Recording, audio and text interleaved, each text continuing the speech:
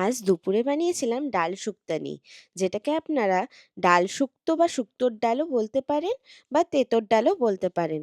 তো তার জন্য আমি নিয়ে নিয়েছিলাম করলা, সজনে ডাঁটা আর লাউ।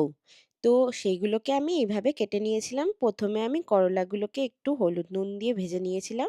তারপরে তার মধ্যে সজনে ডাঁটাগুলো দিয়ে একটু ভেজে তুলে নিয়েছিলাম। তারপরে লাউ দিয়ে একটুখানি ভেজে নিয়েছিলাম।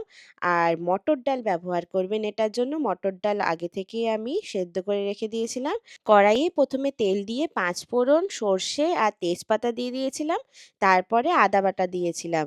কিন্তু এটা বানাতে গেলে আমি যে পাঁচফোড়ন দিয়েছি সেটা ব্যবহার না করে আপনারা রাঁধুনি ব্যবহার করবেন। অ্যাকচুয়ালি এখানে ইংল্যান্ডে আমি কোথাও রাঁধুনি খুঁজে পাইনি। তো সেই জন্য আমি পাঁচফোড়ন দিয়ে বানিয়েছিলাম। রাঁধুনি পেলে খুবই ভালো হয়। এই তেঁতুর ডাল বা শুক্তোর ডাল বানাতে গেলে রাঁধুনিই দিতে হয়। আর লাস্টে একটু রাঁধুনি বাটা দিয়ে আর ঘি দিয়ে নামিয়ে দেবেন। আমার কাছে যেহেতু রাঁধুনি বাটা ছিল না, রাঁধুনিই ছিল না, তো সেজন্য আমি শুধু ঘি দিয়ে নামিয়ে দিয়েছিলাম। তো তৈরি হয়ে গেছে আপনাদের ডাল শুক্তানি বা ডাল শুক্তো। তো এরপরে এটাকে গরম গরম ভাতের সাথে খেতে দারুণ লাগে। আর গরমকালে তো এটা একটা বেস্ট খাবার।